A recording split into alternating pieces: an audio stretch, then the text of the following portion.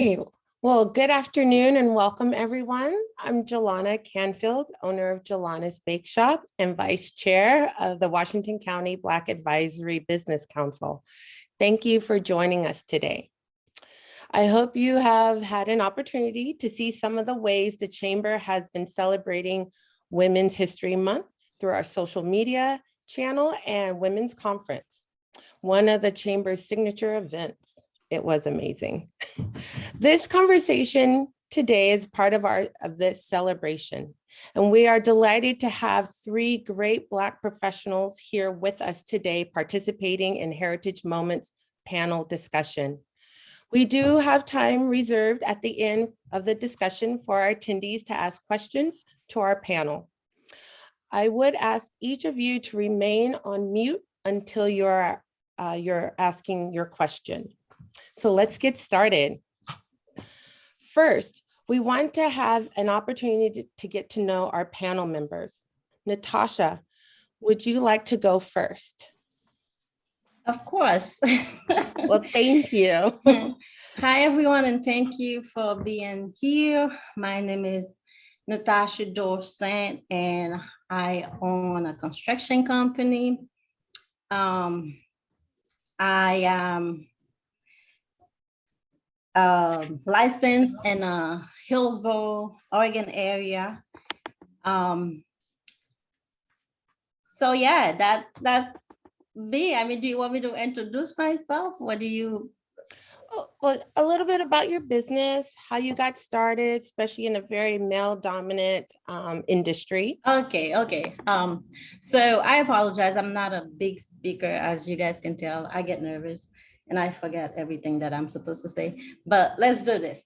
I moved here in 2014, and then I got a divorce in 2018. My background was in the medical field for 12 years.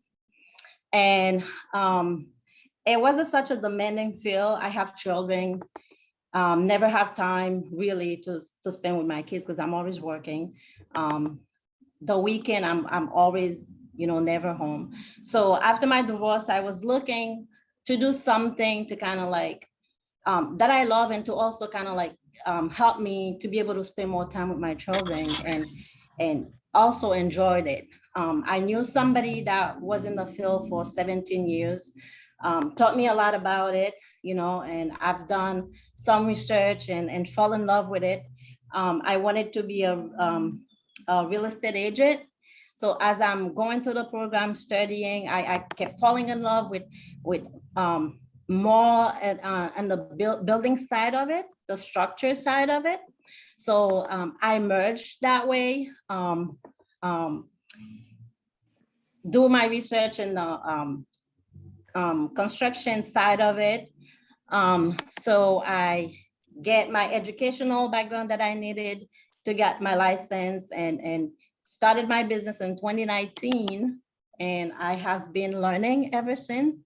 And I have been doing it ever since. So that's how I got started. I wasn't too excited.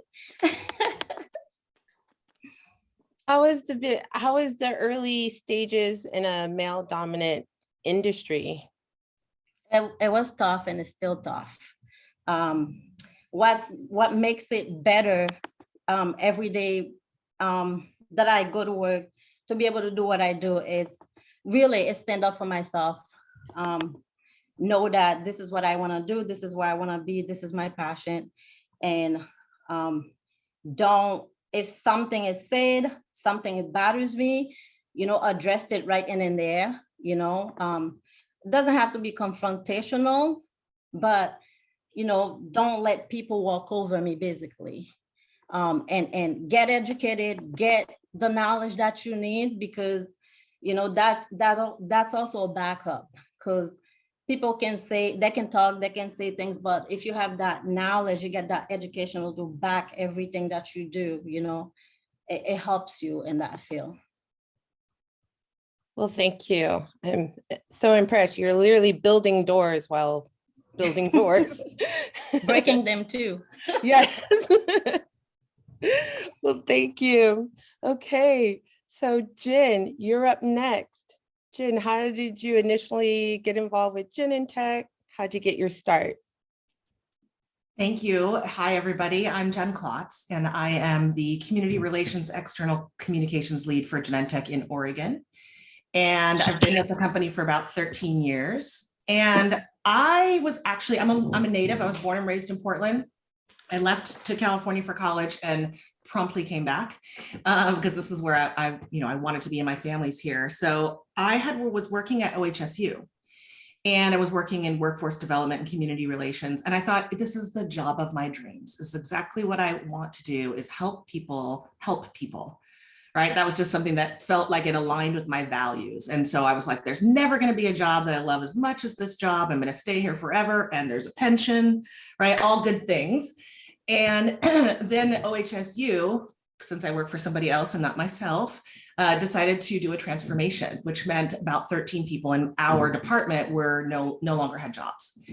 And the roles that I wanted did not currently exist. So I found myself as a single mom looking for a job, knowing that I'd have 3 months to find something. And prior to that, I was a recruiter. So I knew how to just put the word out. I just talked to everybody in my network and just said, hey, I'm going to be looking for a job.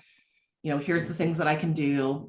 And at the time I was a singer in a band, and the guitar player in my band, who's from California, and he said, hey, I know you're looking for a job. I have a friend who just moved up here from the Bay Area because his company is opening a whole new division in Hillsborough. He didn't remember the name of it. He didn't know what they did, but he said, he's going to come to our gig at the wine bar on Friday. You should meet him. Great. An actual interview, singing. For a job. And so one thing led to another. I met him. He was an amazing person who happened to be a lead manager who had moved up here from another Genentech facility.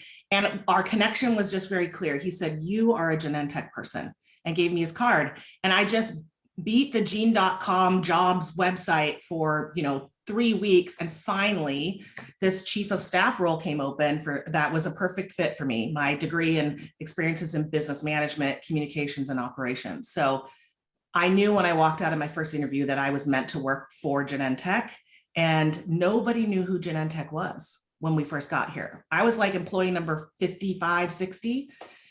So the big part of my job was building our reputation in the community.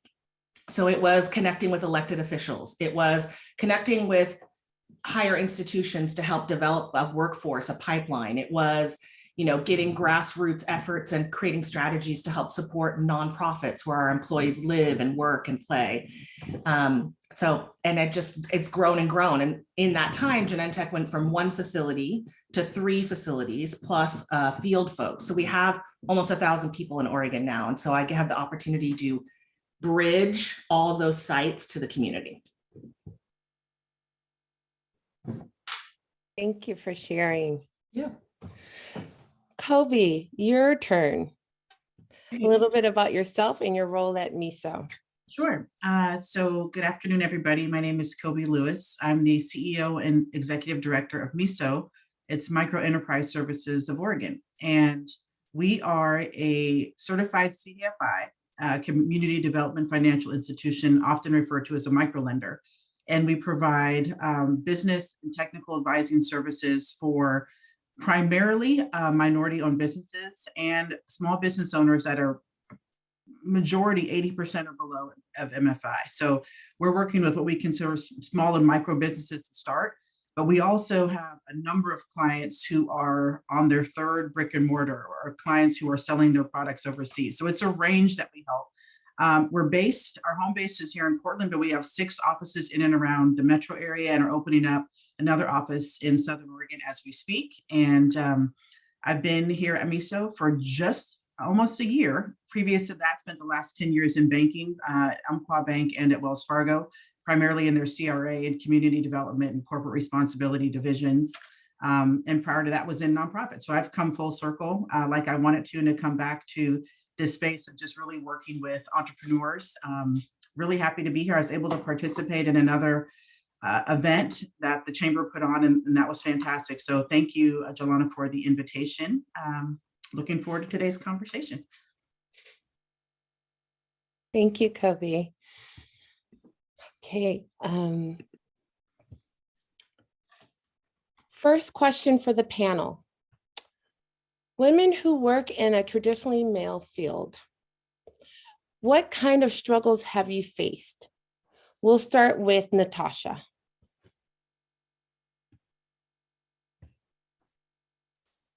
So Natasha, what struggles have you faced in your very, very male-dominated field? Not to scare everybody. I mean, women's out there. I mean, with construction, every day it's a struggle. At least speaking from my experience. I've struggled in this field because I'm a woman, I'm a mother, because people will make comments because I'm a mom, you know. I'm working in a male industry, even people that I never expected that from. It's a struggle because I'm 5'2".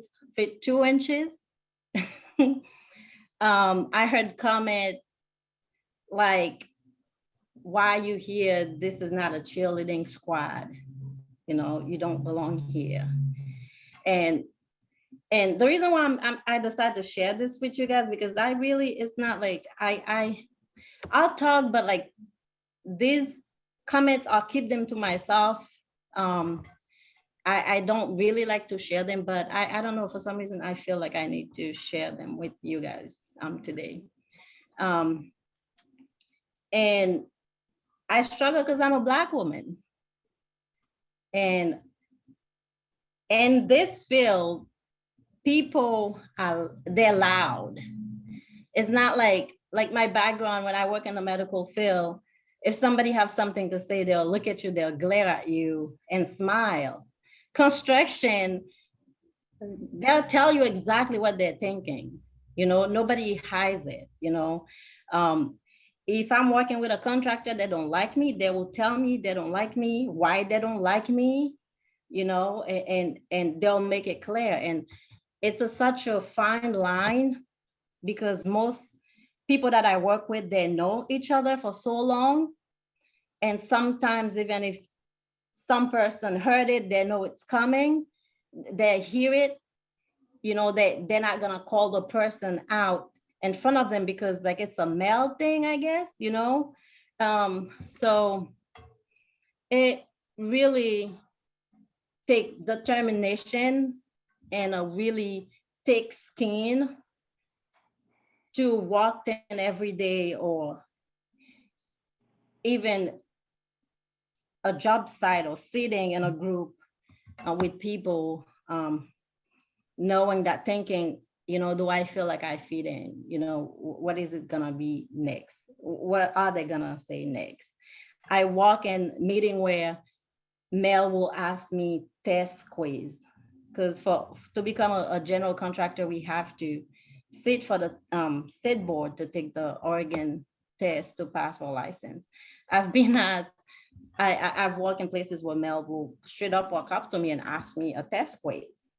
And it's not a joke. It's not like a joke. Like they really want to know, like, do you know this? And it's not like we're having a conversation or anything. It's just like, it's in a disrespectful way. Like, and you add everything. And on top of that, you take someone, like, I don't like to talk. I don't like to speak publicly. So you drop an accent in the middle of it, and then you try to explain yourself, you know, and I get criticized for that as well in my field. Going into this field, I thought my struggles was going to be from the homeowners, my customers. And the funny thing is that they love me. Like my customers, people don't care if you're a male or female doing the job. As long as you provide quality work, you have the knowledge, you know what you're doing, they're fine. Most of my struggles are in the industry itself, you know, so it's a struggle. I mean, it's a struggle. Every day it's a struggle. Again, like I said, what keeps me going is I learned how to find my voice and speak up. And that's what keep me going. That's what get me out of bed every day and do what I do and be motivated. It's like, I'm gonna walk in, I'm gonna do what I need to do. And if somebody says something, I will speak up. So yeah, that's my struggles. Thank you, Natasha, for sharing such intense stories, but it really does make a difference for all of us to hear what you've gone through. And thank you for persevering, because we do need you out there doing great work and representing us. Thank you. Thank you. Cobi, what have been some of your biggest professional challenges for being a Black woman, and how have you faced them? Yeah, so I think what I would say my biggest professional challenge has been is often feeling fairly siloed and feeling like you're by yourself in the scenario. So I also, like Jen, who I think I know, I have to figure out why I know you, Jen, it's so cool. I grew up here in Portland, I'm born and raised here. So I'm not a stranger to being the only African-American in a crowd, in a classroom, in an establishment, in a company. So that's fairly standard. But the higher you go within your career and you start adding VP and SVP and senior SVP, CEO to your name, you are absolutely by yourself here, especially in Oregon. And for me, it's not necessarily about that I don't have peers. I don't have peers that look like me. And because just of just a general kind of the way that we are raised to protect ourselves, there's not always what I consider peers that I 100% feel like I can be my true self or be, share any vulnerability if I'm having any issue, any problem. I don't have that skill set. I don't have that peer group. So I think as I'm working through and navigating through the different businesses where I've worked, and I've had a wonderful career, and I'm appreciative of that. Not saying I haven't had people I could talk to, just I've not had that same congenial like peer group. And oftentimes you do feel like you are by yourself, and you have to figure out solutions and to problems on your own, and you have to if something's going wrong, there's not someone I can call to go through that with that's maybe at the same company. So I think I know for a fact that that is an issue that a lot of Black women face, especially here in Oregon. We do have each other, but not in the same company. Oftentimes there's only one of us, and we represent the sum and whole of every, not just Black female, but Black person that our peers or our other coworkers might know. So it's a real isolating and lonely experience to have, when you are in the workplace. So, and it follows you. I have been other places, however. One of the banks where I work has a headquarters down south, and I was there for the day, and I did not see a person that wasn't of color. I mean, the entire time, and I just was shocked. I was absolutely in shock. So their experience, we went through a kind of a peer leadership group together. Their experiences were entirely different than mine, but it is something that we do face here in Oregon. Again, we're not unaccustomed to it, but it doesn't necessarily make it any easier.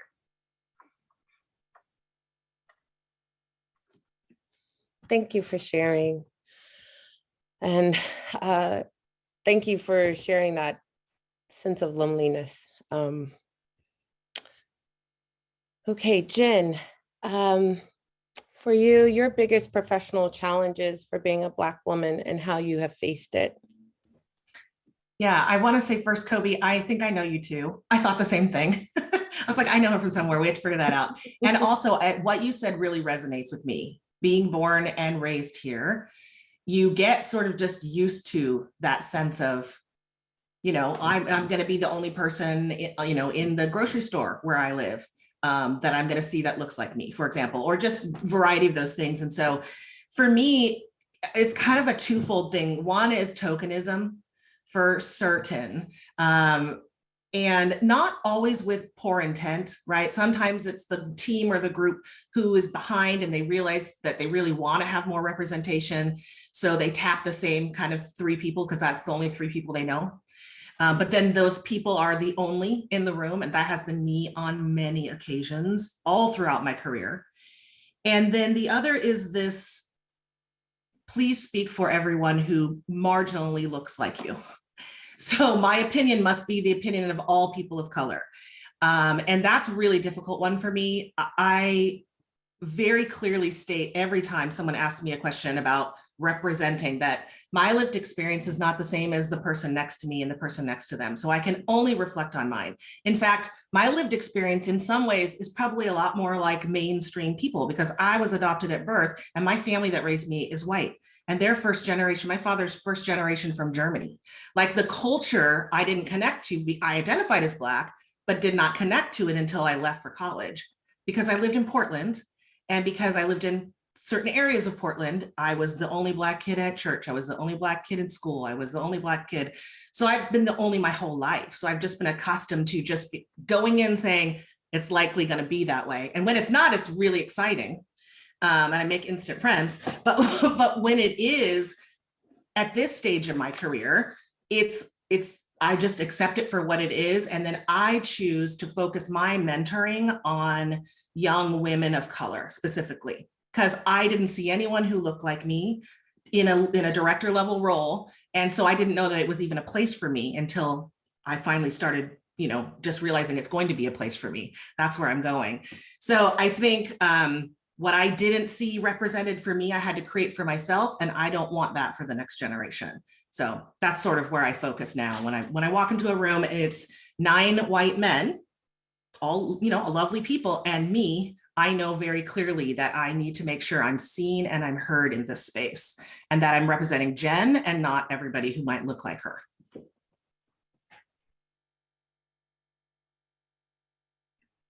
Oh, powerful points. Thank you so much. Our next questions for the panel. The last couple of years have been filled with uncertainty. What is the most valuable advice that you can give to women re-entering the workforce now in 2020? And let's start with you, Jen. What's the most valuable advice you can give to women re-entering the workforce this year? Well, I don't, you guys will have to judge whether it's valuable or not.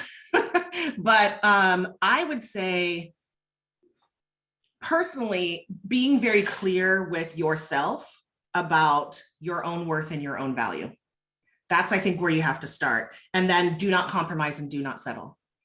So go after what you want, speak up for yourself, be your own biggest fan. I like to say to my sons who are in their 20s, be your own biggest fan. I mean, I will always be your biggest fan, but be your own biggest fan when you go out there in the world. Understand what you bring and what value you have. And then I would also say network, just get connected, attend things like this, raise your hand. People can't say yes if you don't ask. And I just think I wish I'd known that earlier in career for me, is to ask to be on projects, be on teams, to take on different things to help develop myself. Thank so you. I'm not sure what level of value that is, but that's the advice I would share. It's very valuable. I'm working now and it inspired me. So, Natasha, you're next. What advice do you give to other women entering the workforce this year after being maybe out during the pandemic or changing? I think Jen was reading my paper. Because everything you say, I completely agree with. I mean, this past 2 years has been crazy. The pandemic, kind of challenges us in so many ways. And now 2022 comes in. I think it's a time for any women out there that are trying to re-enter the workspace, need to take a deep breath and reevaluate themselves, kind of see what you did the past 2 years, where you were and where you want to be 2022 and where you see yourself going. Because women, we tend to be like caregiver or caretaker, and then we tend to put ourselves in the back burner and sort of like forget about us. We want to take care of our children. We want to take care of everybody else, you know. I think this year should be a year where we try to be a little selfish, you know, not too much, just a little, you know, to kind of go after what we want, you know.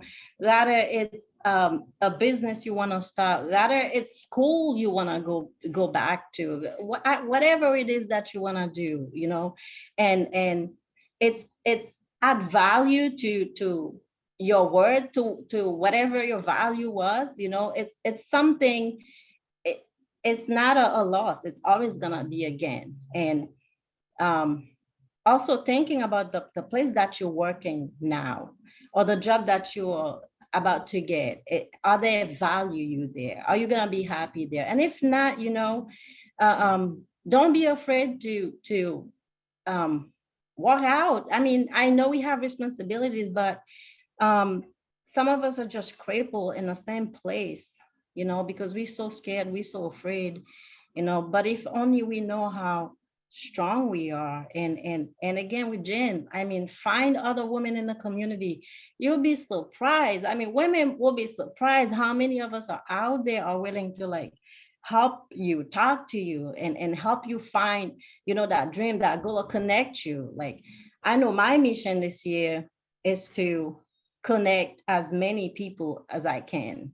You know, so when I talk to women, they're like, I'm working to this, I'm working to that. I'm in the back of my head, I'm thinking, oh, maybe I should introduce them to that person, you know, kind of help them, because we have to have each other's back. And it's not just talking to the women out there. I'm also talking to like myself and us here. We have to have each other's back. We have to help each other, you know, get to that finish line, work in that career. Because if there's one thing all women share, you know, it's being a woman. I mean, for me, that's hard enough. I don't know about y'all. I mean, just, you know, you know, it's hard. So yeah, reevaluate yourself and don't settle, you know, go for whatever it is you've been wanted to do. That's my, you know, big and thick, whatever. Thank My you. piece of advice. Yes, You wanna thank go? you. I do love the point you made. It is already tough just being a woman. That's one thing, no matter our backgrounds, ethnic or racial or sexual, just being a woman's tough enough. Yeah. And, Yeah, so thank you. you're welcome. Hey, Cobi, can you answer the same? What advice do you give to women re-entering the workforce, or maybe changing careers after the pandemic in 2022? Yes. So not to just repeat what everybody's been saying. I think one thing the pandemic has showed us is that flexibility in kind of the work environment and the traditional structure is something that's possible. And as a, you know, we talked about being a woman, being a mother. I also have 2 children. They're both college age at this point. But I just remember how hard it was trying to be a fully present parent. And that goes for anybody, men or women. But doing that as a woman, it's interesting because even though you're, you know, it's touted being a mother is something great, when in the workplace, it's often looked at as a fault whenever you have to actually do something for your child, which we all do. We all have to take our kids to the doctors. We all want to be there for a game, or, you know, the camps that end at 3, right? And which I still don't understand why they do that to us. You know, we finish work at 5, camps should end at 5. But regardless, you know, it's just, we have to do different things to make our lives work and also be present. So if you're re-entering the workforce right now, there's a ton of opportunities to really craft your best work environment. I know at our organization, we were told by our attorneys that we needed to add a couple questions in there around what is your preferred work environment, because now employees can demand, it's an employee's market. They can demand that we do, you know, shared work environment or flexible work environment or half home, half virtual, whatever that might be. And if that's what works for you, you need to look for a position that works for you. I mean, it's hard enough right now. The workplace is just difficult enough. But there's a lot of opportunities out there right now. I would say, I don't remember who said this, but really call on your resources, call on your networks, find something you're passionate about and find something that works for you. Because again, even though I am an employer and I don't always love it, it is an employee's market. There is flexibility to be found. And there's work to be found that maybe you would prefer or enjoy. You don't have to these days do a job that you hate anymore. I mean, there's so many options that I could say pull on your networks, call on your networks to find something that works for you. But it's just this is a different environment. This is different than it was 2 years ago. It's different than it was last year. And again, I feel like I'm kind of half and half because I'm saying these things while also being frustrated by them at the same time, trying to hire at the organization. But it's the truth. And I think this is a good spot for women right now. People have no idea how many conference calls I took from a football field or from a track field or from my car waiting to pick up a child or from a doctor's office or whatever it might have been. I've been lucky in my career to have opportunities to be a bit more flexible, but I think that's the advice I would give, is just to really find the opportunity that works for you, that allows you to shine, but also be your best self at home.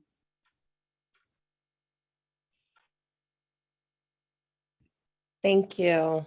Thank you. In fact, the next question, which is something you actually brought up in not only the Women's Conference, but in a previous discussion about the struggles of women, especially for Black women. The last few years, we've been shining a light on microaggressions in the workplace. And as a Black woman, what are the types of microaggressions have you had to experience? And how did you deal with or react to these microaggressions? Cobi, can you first explain to our audience today what microaggression really is and how to recognize when it's actually happening to you? Yeah, absolutely. So microaggressions as they stand, it's a noun, it is a thing. It's a statement, it's an action, it's an incident that is indirect or subtle or unintentional sometimes, but it's discriminatory against whomever that member is of that marginalized group. So it's not always the blatant racism, it's not always the blatant marginalization, but it are those subtle things that over time build up and are very noticeable, usually to members of that marginalized group. Oftentimes, as Black females in particular, and growing up in a very homogenous environment like Oregon, we are trained and we're taught very early on that showing your humanity will jeopardize your career. You are supposed to come up and you have to be Superwoman. You have to compartmentalize your emotions. You can't let them see who you really are, because if they knew who you really were as a person of color, then you wouldn't be this model minority that they think you are. Working while Black here in Oregon, despite any situation you're in, you will always encounter microaggressions. It just is what it is. They can be blatant, they can be casual, but it's to a point here for some of us that they happen so often that it almost appears as if we accept them, but just be assured that's not the case. We just oftentimes don't know how to handle it because we need our job. We can have a strong work ethic, we can be prepared to work twice as hard, but we do have to, in every single instance, maintain our dignity and self-respect to still have the same face, whatever organization we're working with. So I, kind of pondered then about, this question around microaggressions, and I'm just going to list a handful that are really applicable to this environment. And some of them people might have experienced and some might not, but I'm hoping, during this question and with this, that I can not just shine light on it, but, just bring it to the forefront that these are things that we deal with every single day. And people have already, some of these people have brought up, being the representative, being expected to speak up and represent every person of color with whatever group you serve, being the one chosen to be in every committee. So anytime there's anything having to do with diversity, everybody looks to you to participate. We don't need to participate. And that's the part that, it's hard for us to push back. We appreciate that you acknowledge that this is an opportunity for us to be in a peer group, but oftentimes a diversity conversation doesn't need to include the person that's diverse. It needs to include those who are unfamiliar. So oftentimes when you pick and you choose the person of color to participate in these things, to us, that's not always considered a compliment. Oftentimes that can be a bit intimidating because we don't feel like we can say no to those activities. My personal favorite, and this is something I've dealt with, and oftentimes people do, being called intimidating, being called hostile, being called aggressive, being called difficult, being called angry, the syndrome of like the angry Black woman or the angry Black man, when we show any semblance of, essentially our power, any bit of just what we would consider basic leadership or being direct. Oftentimes that's seen as a threat. And you'd be really surprised how often people say that to us to our face in a meeting, in an environment, in front of other people, that they're intimidated. And that one is oftentimes really hard to get around as well, because any response to that on the defense can also be seen as intimidating. Another thing, like I'd say, we talked about, I kind of mentioned the model minority. There's oftentimes where we will either try to overperform so that we can show that we are the model minority. And, we can be really early, we can be on time, we can do things, 110%, 20% past what's expected. And oftentimes we're villainized for doing too much. And then the minute we do just enough or too less, you're also villainized for that. So it's really hard to try to struggle and find the balance as a minority, especially here, because all eyes are on you at all different times. And so it can be really difficult as well. And then what I mentioned too before is being isolated, misunderstood, misrecognized, misrepresented. And, it's interesting how we can be hyper invisible, but also hyper visible at the same time. So, it's just something that we deal with every single day. Oftentimes people will reference or, microaggression might happen. A lot of times people don't realize that's what it is. And it's realize that if you are working around minorities, working around a minority woman, whoever it might be, sometimes it's really difficult for us to feel comfortable enough to bring that to the forefront. And that's why some of the training that's going around right now is great, because it allows people to recognize when these things might come up.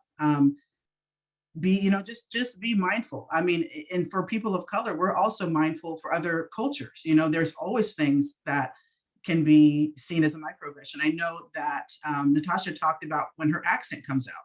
How many times have you heard someone with an accent maybe and undermine what they are going to say because you're thinking they don't understand? In fact, completely opposite. This is somebody who speaks multiple languages. We should be praising them because they're extremely smart. Those are things that's like we just don't think about them the same way. So on the microaggression side, realizing it's something that you can choose not to do to someone.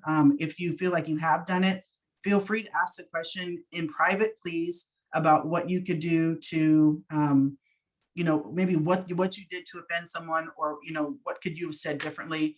If you are the minority, if you feel safe enough to just say that, a teachable moment is oftentimes how we say it, like, I understand your intent, but this is a teachable moment to let you know that what you said could be seen as, a microaggression. I would oftentimes do that in private as well, unless it just called for a public conversation. But, now there's a lot of eyes on this topic for very good reason. But again, growing up here, working here in this environment, especially the more you get into leadership, it's inevitable. And I think we just all need to do our part to just, again, to recognize those and, I don't know, just try. And when you know better, you do better. That's just what they say. So sorry, Jelana, that's a special topic for me because I talk about it so much, but yeah, thank you. No, I'm glad, something we all needed to hear. We had the time, and thank you. No, that was very profound. So for the final prepared question is for our panel. Then we'll open it up to the audience. What's the best piece of advice you'd give to someone looking to do what you are doing? Anything like the best lesson you've learned you would like to share? Literally the best advice if they want to go, especially a woman of color, going into your field. And I know you just gave a great answer. Cobi, do you mind starting with this one as well? Yeah, so right now, I guess my field, I'm back in nonprofit leadership, which I'm really happy to be. Was always in my nature that no matter what I was doing, I felt like I had to be giving back. So even when I was at the bank, I was giving away the bank's money. I was giving away the bank's resources, their volunteers and their time, figuring out how to give back ultimately. So if anybody's interested in, nonprofit leadership, or I could switch that, and that's helping entrepreneurs. That's probably something that everybody on this call could do. If in fact you own a business for yourself, taking on someone as a mentee or really helping someone who's interested in start a business to not only help them through the process, you could also connect them with organizations like mine. There's quite a few of us in and around the area that can help people get their businesses established. So, and then, if you're going back to the nonprofit leadership, I'd say you just, be willing to do every role, perform every duty, and work with anyone that comes in the doors. I've been in every different level of roles in nonprofits prior to going into banking. There's nothing, even to this day, that I will not do with my staff, with our customers, with our clients. And I feel like the role of a leader is just that. Just be willing to do the work, be willing to help, be willing to serve, and be willing to walk alongside not just your staff, but our clients, in this case, small businesses.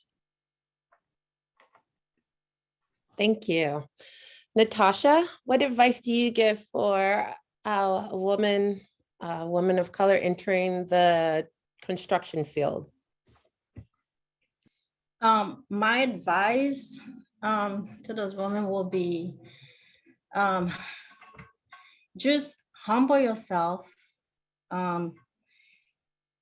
Just remember who you are, because this field, it can change you, because there's no such a thing as a filter, so remember why you choose to be in the field, why you choose to do what you're doing.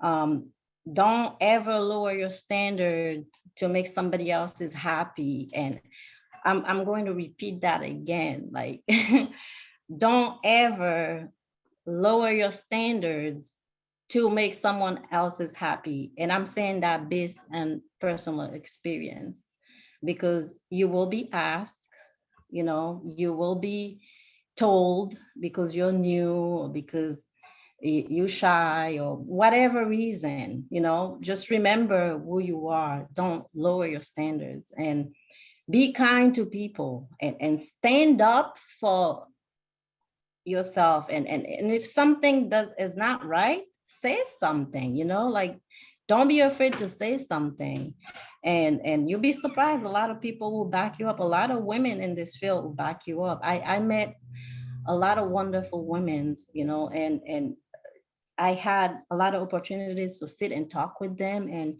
we all going through the same thing. We all been through similar situations. So when somebody new comes in,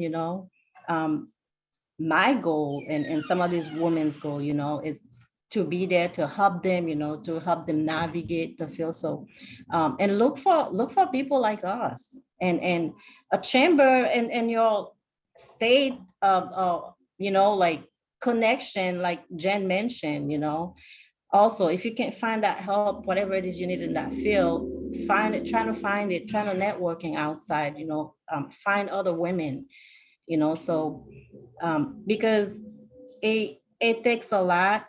It can drain you. You get overwhelmed. But as long as you remember you are kind, and you stand up for what you believe it's right, and if you say something you know it's the right thing, just don't back down. Just stand up for what you believe it's right. I hope that makes sense. It's like my mind is going 100 miles an hour, because like I feel like there's so many things I can say about that, but I'm trying to like narrow it down. Just don't lower your standard, and remember who you are, and be kind, and humble yourself. Yeah. Thank you, Natasha. My advice. Thank you. It's so true.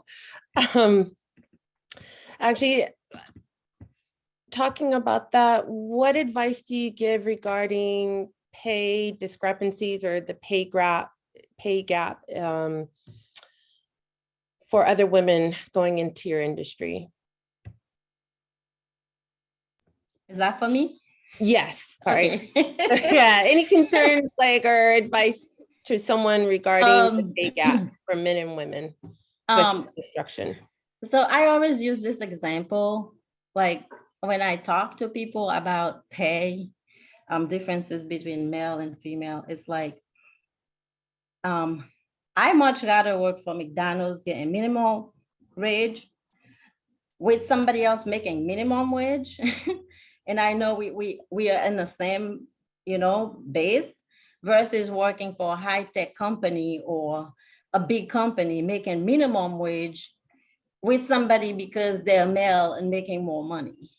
So me saying that, I'm trying to say, you know your worth, and only you can be your own cheerleaders. And the minute you stand up and you start cheering, other people will stand up and start cheering with you.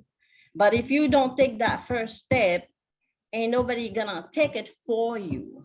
At the end of the day, you know how much you're worth. And if somebody can get you to the door for an interview, that tells you they're interested. If they're even a phone call, that tells you there's something you wrote down in that resume, whatever paper you send them, that they see that they're interested. So when you get there, you get an offer. Don't be afraid if it doesn't meet your standard to say, thank you very much, I appreciate it. Don't be rude, don't close the door. But I'm worth so much more than that. I mean, not in that word, of course, nicer.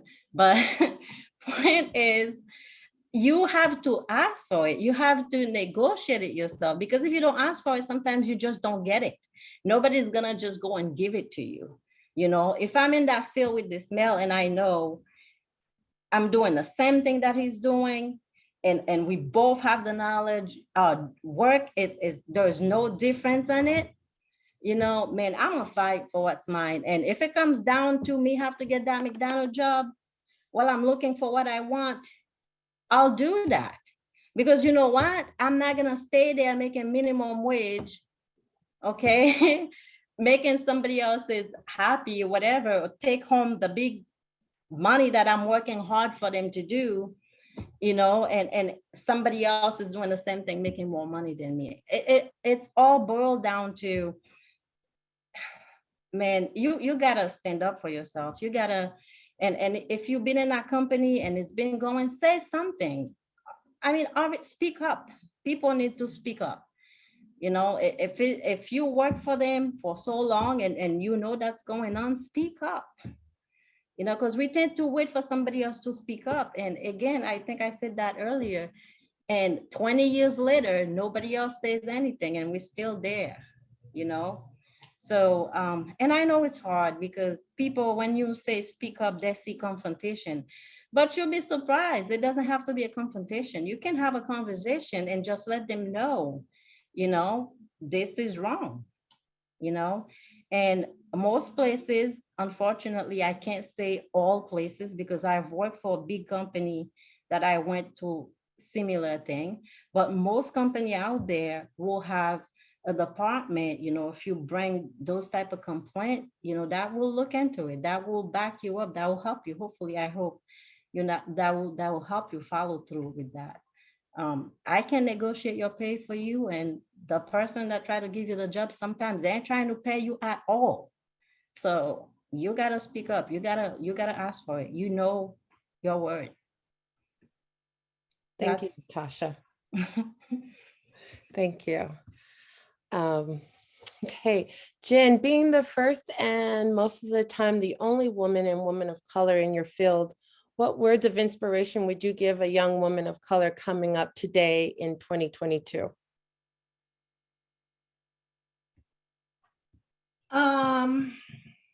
I think I kind of covered it in that previous question, but really for me, it's about knowing your own value and your own worth and never settling and never being willing to compromise. I had many microaggressions, experiences that, would happen to me. And I would look around the room and go, no one else caught that? Oh, it's just me, right? And and Cobi, you hit the nail right on the head when you said it's extremely isolating. And especially when it's called out. In fact, I had an experience where for about 18 months, I was the only female on a 10-person leadership team, and the rest were all white men. And we were talking very clearly about the lack of female and people of color representation at all leadership levels leading up to us being the most senior leaders. And the boss, when this was not intended, he goes, well, I've met my 33%, I've got 2 and 1, right? And pointed to me. And I was like, oh, really? That's what we're saying now? And so you never know when these kinds of experiences are going to happen. And I looked around the room and not a single person was going to say anything. So it can be very daunting to be the only and the one repeatedly. And I mentioned tokenism before. I turn that into an opportunity. I'm there. You're going to see me and hear me. I have value to add, and I'm clear that I have value to add. And so if you're going to bring me in as a token, trust me, I'm going to stay. And I'm going to get myself exposure for other opportunities where I am not just a token, or I'm going to be a voice so that I am not the only one a year from now. I want to be a part of that interview panel. I want to XYZ, whatever those things are. So my advice is, and Natasha and Cobi and I have all said it, speak up. It's something that you learn. You have to speak up for yourself, but really turning opportunity into, whatever is given to you, whatever reason it's given to you, turn that into an opportunity for yourself. Use that as an advantage for yourself. Thank you. Well, thank you to all of our panelists for just a great presenting wonderful answers to our questions. Now we are opening it up to our attendees. We have about 15 minutes for question and answers. I will try to catch and raise hands so you can ask your question, and also you can put them in the chat.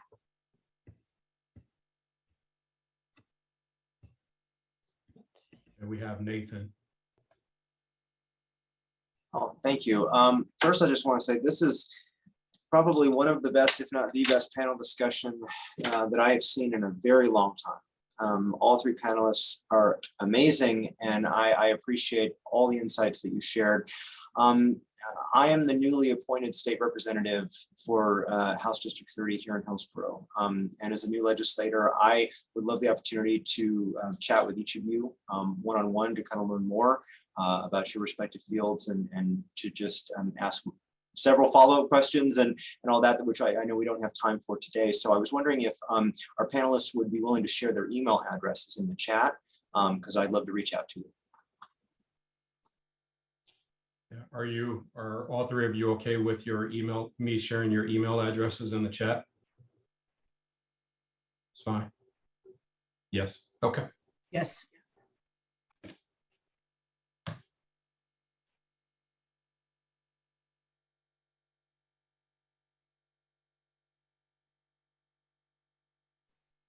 Okay, for the next question.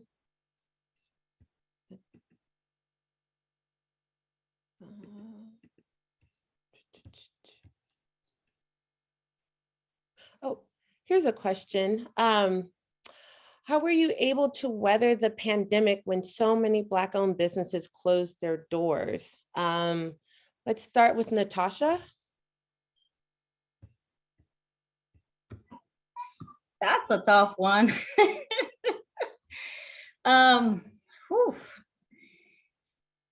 When I first started my business, one thing I learned very fast is save your money, because construction, it can, when it's hot, and hot by hot, I mean, like when the jobs are coming, they're coming, and when the jobs are slowing down, they're slowing down. So I was able to, when I first started, met a few clients and did a few jobs, and I didn't go buy the red pickup trucks. Instead, I put that in my saving. And when the pandemic came, I sort of kind of cut down all the wants, and then recalculating everything, remanaging everything, cut down. One of the things that I cut down was insurance, because my insurance covers everything that's included in the construction industry. But since the pandemic, not everyone was doing the interior, any type of interior work. So I take the insurance down to just, what was needed. These are just a few things that I did. Yeah, I mean, yeah, reevaluate, recalculating, don't overspending, and networking.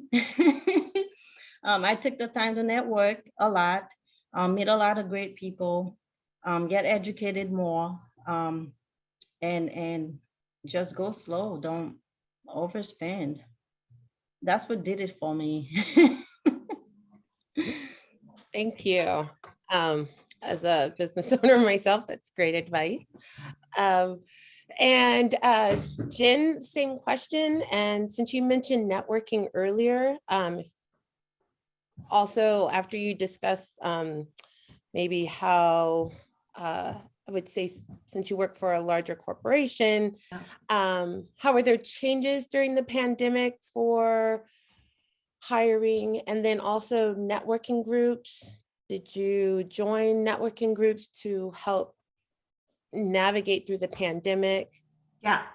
I would say, well, for the pandemic, my job drastically changed because my job is connecting with the community. No one was doing that. So it's really hard sometimes to make a connection this way, right? And we are a lot of nonprofits that we had given grants to that were just desperate. They were for specific programming that they could no longer do. So the first 6 months was just scrambling and trying to reallocate funds for operating costs so that these organizations could keep their doors open to do testing, to do whatever it was in our community locally. So a big shift in how we worked and where we fund, what we funded specifically. At the same time, half of our staff still had to go in every single day because they're making life-saving medicines. And in a clean room, they're already from head to toe, and now they've got to wear a mask, and you can't social distance when only 4, it was very difficult for us to figure those things out. Yet our patients still need the medicine every day, right? We have a distribution center. We distribute to the world, 80 countries out of Hillsborough. So that stuff had to get on that truck and get to the Hillsborough airport and get out of here, every day. So there was a lot of sort of incident command work that many of us had to do. And then the other really interesting thing was that one of our medicines that's currently on the market for rheumatoid arthritis, which is an inflammation, was being used in Italy and other places for COVID patients to reduce the swelling for those who had the bronchial COVID. So the FDA cleared, after like the first 6 months of the pandemic, the FDA cleared our medicine to be used for emergency use around the world, made in Hillsborough. So now we've got this sort of renewed vigor, like we're really a part of solving it, right? We get to be a part of helping people, but also the rest of our patients who normally take that medicine still need it. So what do we do? Because now we've got to make 150,000 vials. That's a month's worth of work. We have to grow the medicine, fill it, like all the things. And so there was a lot of chaos and a lot of having to come together, and every business had this. But for us, the shift was really, how do we help support the people who have to go on site? Because a lot of people at first were like, oh, I don't like being at home, my dogs, my kids, whatever, but we were safe at home. And the people who went to work were not safe. So there was a lot of, how does the business support our business continuity staff and our work at home staff and continue to engage people? So for us, the pandemic, had some different meanings because we had to just shift our focus to actually trying to be part of the solution, which is great. And lots of cheering happened when we shipped it out. From the networking side, I always tell people use LinkedIn more than Instagram. Just use LinkedIn. LinkedIn is an amazing place for networking. There's so much you can do there.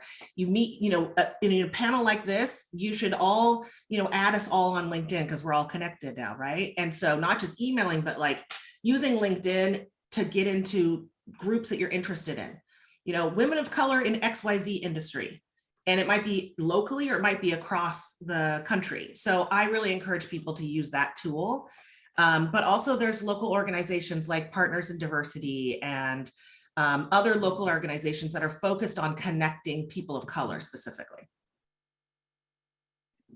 Thank you, especially Partners in Diversity. Thank you. Yeah. Quickly, Natasha, do you have any networking groups you recommend? I agree with Jen, LinkedIn. Also, it's a great networking group. I've been using it. I have you guys.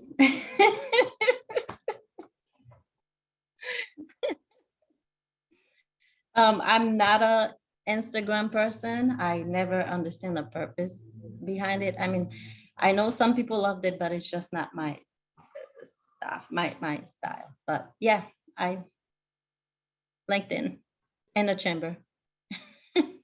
Thank you.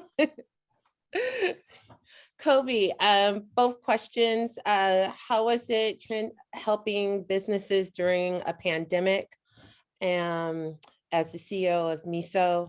And then also what networking groups you recommend? Yeah, so during the pandemic, I was still at the bank. So I can relate more to Jen in that we were grant making and investing and trying to make things easier for our nonprofits so that they wouldn't have to shut their doors during the pandemic. But at MESO, I know one of the things they've done, and we still are doing this, is we've taken and really enhanced our offerings around brand marketing and e-commerce. So we took a number of our businesses online during the pandemic. MESO likes to boast that during 2020 and 2021 that we didn't have any businesses shut their doors.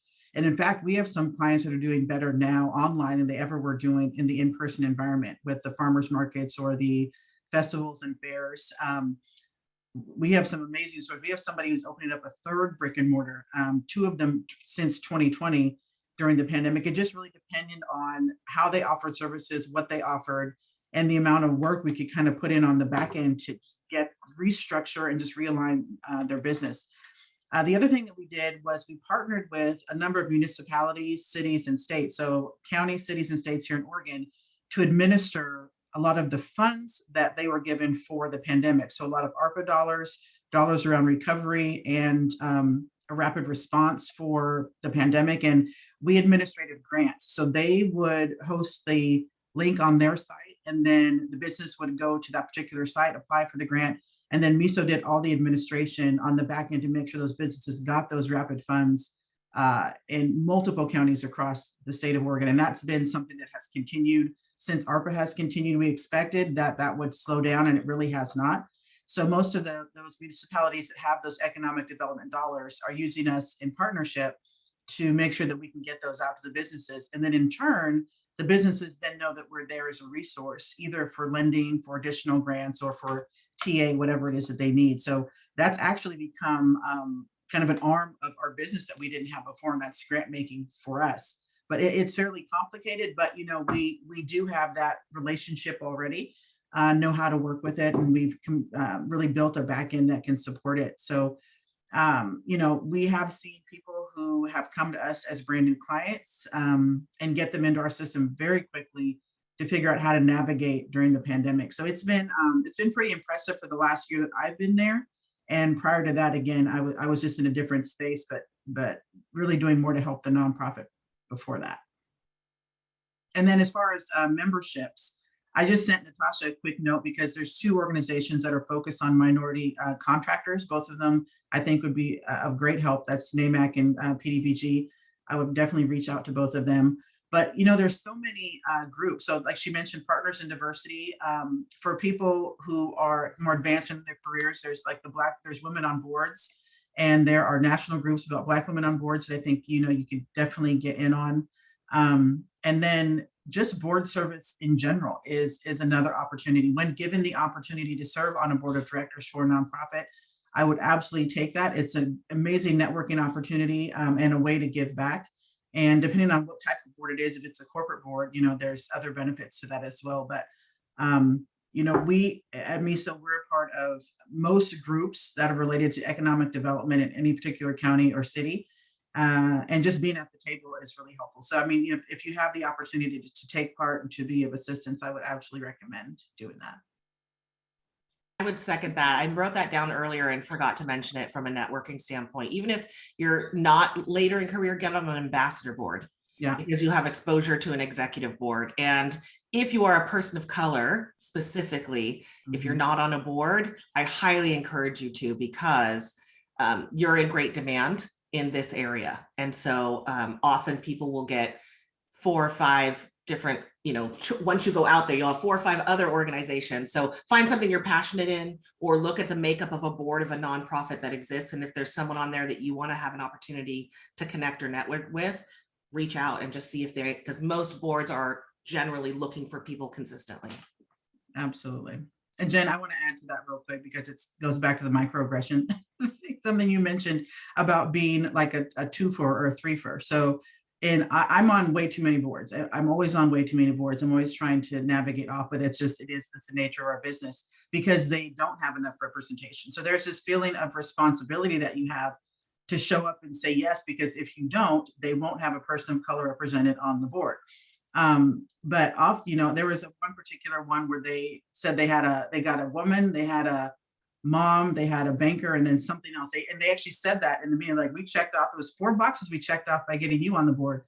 And that was my first board meeting. And there was not a second one. I sent an email promptly after that, just, saying, I was doing this to be a representation, but, the way that you structured that and said that in the middle of the meeting, almost jokingly, I can do other things with my time. So the microaggression thing, sometimes people think it's funny or it's a joke, and it's absolutely not. Like there's too many other things that pull up my energy to be someplace that doesn't actually value me. They just like the boxes they can check. But not to bring it back down again, but that absolutely with board service here, if you are a person of color in a professional environment, you will be asked a lot. And make sure that if you're interested, that you just find ones you're passionate about, because if not, you can overload yourself very quickly. Thank you. Will Eberhard, you had a question? I did have a question. Thank you, Jelana. First and foremost, I'm super appreciative of the panelists and the shares. One thing, and as you speak about mentoring and talking about networking the community, I'm very familiar with being one of the only, or if not the only one in the room. And I learned a long time ago that it's all about downfield blocking. And so I wondered if you had any insight or advice for those of us listening on how to create opportunities that allow people to advocate for you within those spaces when it's just you, whether it's you approaching them or someone approaching you on your own behalf. I would love to go first if that's okay, because this is something that I've worked hard on trying to create space for. And when I'm mentoring people, tell them, you must find your allies. You must actively seek your allies. And you know who they are. They show up in meetings. They, create safe space for you. Hey, Will, what do you think? Have you ever had anybody say that for you? That's your ally. So I'm very transparent and vulnerable with my allies and say, hey, I'm not so much at this point in my career, but for a lot of my career, I have just said things like, hey, I'm going to bring up what might be a controversy. I'm going to put the stinky fish on the table today in this meeting. Can you have my back? Right? Or can you, if I'm going to bring up an idea and repeatedly somebody else will say that idea later on, and then it's heard and it's not heard when I say it. So will you then please acknowledge that you heard what I said? Or if someone repeats it, say, I think Jen said that earlier.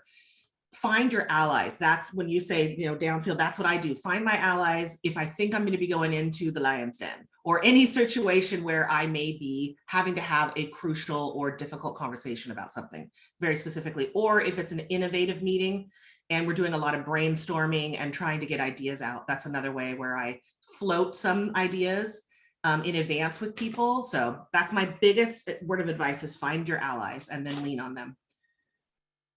Absolutely. And I appreciate the football analogy as a diehard football mom, just so you know. The same thing, like if you're going into a difficult situation and you have a feeling about who your allies are, I would say you pre-prep some ringers in these conversations. And I have had to do that many times. Sometimes you'll leave a conference or leave a meeting or a discussion and somebody will email you after the fact. They'll come up after the conversation and say something to you. And those are the people you're saying, if you're comfortable, say something during the meeting. And oftentimes they'll come back. Or I've had people send me articles after discussions, like I found this and I've seen this. I'm like, well, will you bring that up at the table? And sometimes they just want to be asked and feel comfortable to know that, that they want to be an ally, just sometimes don't know how. But if there's a really hard conversation, I'll find those people that I know are allies and have them bring up certain topics, because unfortunately, sometimes people hear things better from people that look like them. And they might not finish the conversation, but them adding, kind of their validation really helps to pave the way for maybe me to continue it, or me to do this presentation, or present this topic area. But sometimes what I can present a topic that I'll just be the likely suspect. Of course, I said something about that, or of course I mentioned it, but if someone else does, that it opens the door in a way that is just, it's different. So the allyship is 100%. So I absolutely agree with that. And I just say, if you know who they are, prep them to help you have conversations, or help them, tell them what they can do to help you in meetings. I agree with both Jenn and Cobi. In my industry, it's everybody, it's like, it's so obvious. So everybody is trying to be that allies for you in that way. I don't know if that makes sense. So there are times where, if I need somebody to have my back or be my allies, I will have a conversation with them and involve or educate them about the topic that I want to bring up, or the topic that I want to talk about. And surprisingly, as long as they understand, they see your point of view, they tend to, these people tend to, not these people, because it's a big industry, but your workspace your site work doesn't include that many people. Once you find out one person or two person is what I mean, like, and you educate them about what you want to do, what you want to talk about, they'll stand up for you, they'll have your back. Because it's so obvious there's not a lot of Black women in the construction industry. Whether I meet a woman or a male that want to know what's going on with it, what I go through on a daily basis, there will be that ally once they understand, what my point of view or what it is that I want them to have my back on. I hope that makes sense. I hope I didn't confuse it more for you guys.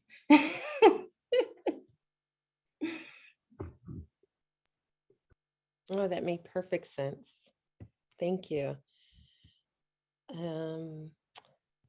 Any questions, additional questions? Make sure I didn't miss anybody. I have a question. Hi, my name is Kim Moreland, and I'm the owner of Moreland Resource Consultant. And after a long career in planning and community development, I decided to open up my own business. And it's been really wonderful. And one of the things I don't miss is the microaggressions in the workplace. But I recently experienced some in a public setting as a member of a public committee. But I love Cobi's approach about pulling that person aside, and sometimes I wonder if it's worth doing it publicly because they approach you publicly, or the microaggression was made publicly. So, but that's not my question. But I just want to say how much I appreciate that conversation. I know oftentimes, women face the imposter syndrome, and when you're dealing with that, and microaggression make it even worse. How do you overcome that? I mean, I'm so inspired by your leadership and just your just strong sense of self, which I didn't have at your age, but I do, as a mother of 3 daughters, I really want to encourage them, to really feel secure in who you are and what you bring to the table, and how to overcome that imposter syndrome. Do you have any advice? I can say that I don't know that you're ever cured of it. Because even at this stage when I do, I mean, I was a singer in a band for 17 years that did high-end events. And, you know, I'd never had imposter syndrome on stage because I was singing somebody else's words, right? It's a cover band. I was there, you know, we was a 7-piece band. We were there to entertain. Whenever I come to things like this, I did another panel earlier this month for another organization. And I was just feeling a little trepidatious, you know what, I want to share the right things. And there's this really high outpowered other women. And then they started reading the bios of all of us. And after they read my bio, I was like, oh, I want to know her. She's amazing. And then I was like, oh, they're talking about me. You belong here. So remind yourself that you belong where you are. You started your own consultancy. That takes courage and risk, right? So remind yourself that you are where you're supposed to be. And when it comes, talk it down, you know, just hype yourself up. Sometimes someone will send me an email that says something that really hits me, like, you know, thanks, Jen, you know, wherever you are, you know, you're making the world better or something like that. That goes right into a little Jen folder on the days that I am questioning whether or not I'm adding value or that I'm showing up in the way I want to show up or that anybody even sees me. And then I see those emails or those notes that people gave me and I remind myself, just keep doing the work. You're doing what you're supposed to do. So I don't know that it goes away. I think with each new big opportunity I get, I kind of second guess, why are they asking for my voice here? And then I'm reminded that I have something to add and I have something to learn. So. Thank you. Yeah, I was going to say, I absolutely agree. If you have your daughters have an amazing peer group, like their friend group, your own set of cheerleaders is awesome. I mean, if you ever need someone to cheer for you, oftentimes it'll be those people that you come back to and you share with. I mentioned not always having it at work, but you can build that for yourself. It's incredible if you, well, one thing I tell my daughter, like if you're the smartest person in your peer group, you're in the wrong peer group. You need to surround yourself with people that are equally as smart, that know more than you, that can teach you, that can correct you, all those things. But if there's something great in your life, that's who you take that to. And seeing other powerful women around you that are just hyping you up in that way, it really is a powerful experience. And similar to what Jen said, I remember on a panel one time they said there was going to be an expert in XYZ, and I got excited because I'm getting ready to take my notes out to find out who the expert was, and come to find out they were looking to me. I was the expert they're referring to, and it's like until you hear those things, sometimes you just think you're doing your job and you know your job. But when you really start to unpack it, you're like, actually, no, like I'm good at this. I've been doing this a long time. I do know what I'm talking about. Sometimes it's like that you have to pump yourself up from time to time. And it's real. Like, you know, you get to a point where you're no longer you get to that point where you don't have to pretend on your resume. You're not hyping up and adding additional words to make yourself sound great. You're at the point where you're like, actually, I know this, like I can do this. I'm at that, you know, I'm at that place. You don't want to get overconfident, but at some point, you know what you've gone to school for, you know what you've worked hard for, you know the people that look to you for this information, and you're confident that you can do it and walk into that space. It's invaluable. But I would absolutely tell them to build up that peer group of other people who are just as progressive, who are still moving forward, again, that are smart people surrounding them that they can learn from is really incredible. And Kimberly, just so you know, I always look to you as one of those people. I mean, you did amazing work with a number of boards I was on when you were at the agency you were with before. And I used to love to see you come in a room because there was another Black female in the room when I'd be in the room that knew what the heck she was talking about. I loved it. So just so you know, congratulations with what you've done. I want to get you back in MESO to figure out what's going on with our new mural, but it's good to see you here. But, you know, kudos to you. They have you as an example. Absolutely. Oh, thank you. Thank you so much. I'm gonna put that in my photo. I agree with you, Cobi. I have a best friend of 20 years, and whenever I'm going to do an event, I always tell her a couple days in advance. She's like, what time is it? And then I know I'm getting a text message from her, like 20 minutes. You got this, right? Or just whatever it is, just having those people that know you and know, you know, are able to just support you in that way. It's really powerful. Absolutely. Yes. Thank you. Well, this has been amazing. Is there any other questions before we wrap it up? Checking any hands. Okay, I think So thank you. This has been such a great program. Thank you so much to our panel members for participating and giving us this opportunity to get to know you better. You're all very accomplished and we appreciate you taking the time to be with us today. And quickly, I'm just going to say all three have influenced Jelana's Bake Shop. I've done business classes and funding for our first storefront, which is coming soon, is through MESO loans and grant. Natasha has helped me find a team, construction companies and other general contractors that I could use since she does residential and I'm looking for business. Thank you, Natasha.